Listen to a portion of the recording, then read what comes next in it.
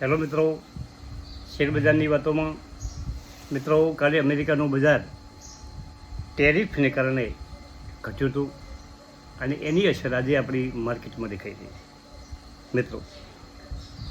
પરંતુ કાલે આપણો માર્કેટ સેન્સેક્સ 1.5% વધ્યો હતો અને 74,227 1089 પોઈન્ટ વધી અને બંધ થયો હતો. સેન્સેક્સના જે શેરો છે 30, એમાંથી 29 શેરો કાલે વધતા હતા અને એક શેરમાં ઘટાડો હતો. નિફ્ટી 374 પોઈન્ટ 1.70% વધારો અને 22,537 ઉપર બંધ થયો. નિફ્ટીના 50 શેરો પૈકી 49 શેરો વધતા હતા અને એક શેરમાં ઘટાડો હતો.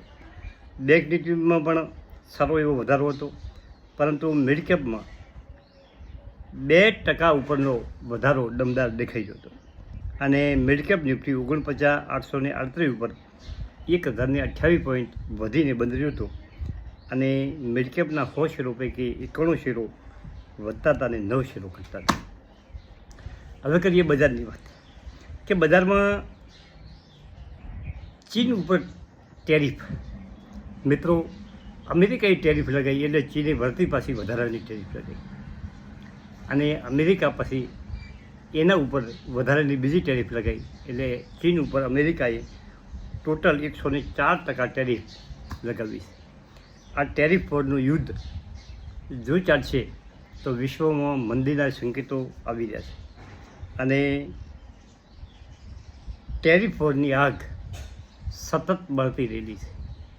હવે એમાં કોઈ સારું પરિણામ આવે તો બજાર ચોક્કસ રિકવર થઈ શકે એવી પોઝિશન છે, પરંતુ પરિણામ કોઈ અત્યારે હાલ દેખાતું નથી અને આપણે પણ ભારતીય ફાર્મા સેક્ટર ઉપર જે અમેરિકાએ ટેરિફ નથી લગાવી એ નવેસરથી ટેરિફ લગાવવાની વાતો અમેરિકા કરી રહ્યું છે અને આજે ભારતની બજારને ઉપર મોનેટરી પોલિસીની રેટ કટની જે 10 વાગ્યાની બેઠક છે એના ઉપર છે.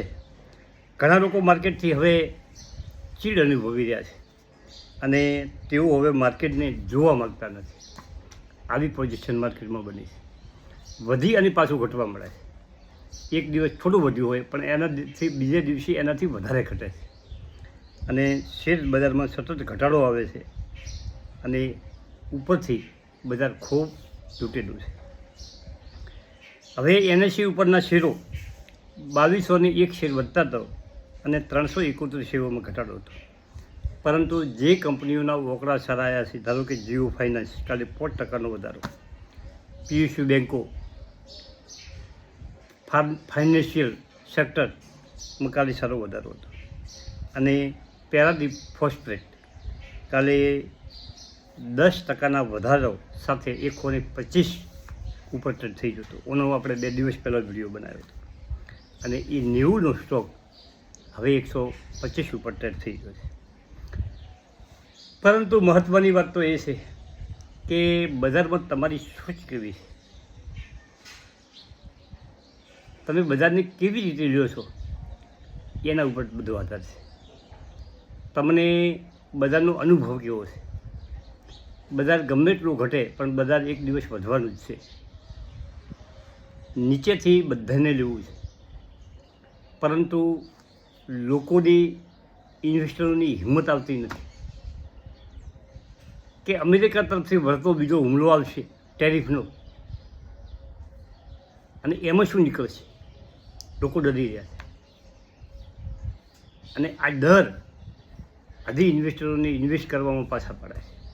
મિત્રો, તમારી સોચ અમીરોવાળી હોવી જોઈએ મિત્રો, કે તમે શેર બજારમાં ટકી રહો એ જ મોટી વાત છે.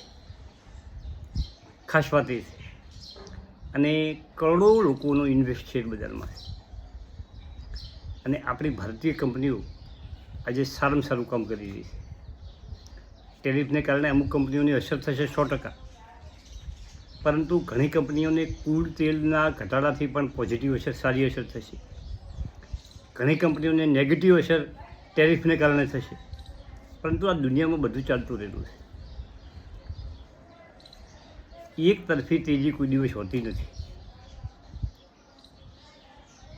અને 2020માં પણ આવો ખૂબ મોટો ઘટાડો આવ્યો હતો. અને એ ઘટાડો જે લોકોએ પચાવી દીધો એ લોકો પાસે પૈસા બન્યા હતા. તમે આ ઘટાડો પચાવી શકો છો કે નથી પચાવી શકતા એ મહત્ત્વનું છે. તમે બજારમાં નવું ઇન્વેસ્ટ ના કરી શકો તો ઠીક છે, તમને ભય લાગતો હોય, પરંતુ તમારું જે ઇન્વેસ્ટ છે એ તમે સાચવીને બચી શકો છો.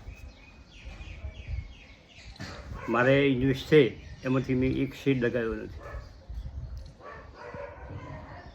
નવા લેવાની હું કોશિશ કરું છું અને મને જે ગમતા શેરો છે એમાં થોડા ચેટ કરતો રહું છું.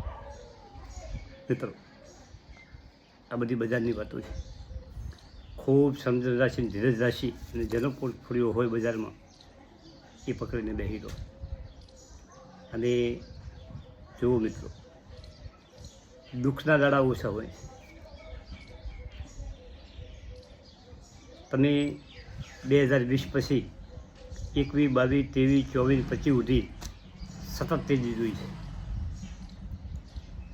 અને ઘટાડો 8 કે 10 મહિના કે વધારે 1 વર્ષ હોય છે. અચેન્જ થઈ ગયું છે. ઘટાડોનો સમય ઓછો અને તેજીનો સમય વધારે છે મિત્રો.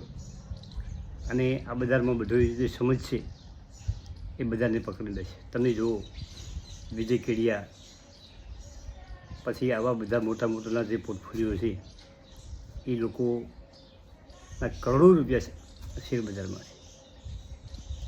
અને એમની કંપની 5% જો ઘટતી હોય તો એ લોકોને કરોડો રૂપિયામાં ઘટતું હોય. પરંતુ એ બધી એમનો જે વધ્યો હોય એમાંથી ઘટાડો થતો હોય. એમના રોકાણમાં જે સમય આપેલો હોય એમાં કોઈ ઘટાડો હોતો નથી.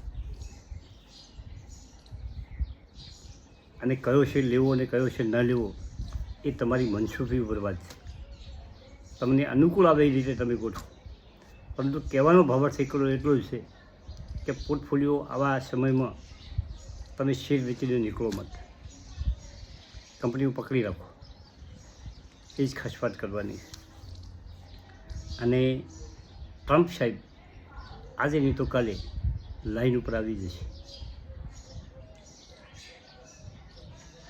બીજા દેશોને ધમકાવશે, હા કરશે, ના કરશે, નેગોશિએશન કરશે. આ બધું કરીને પણ એ લોકો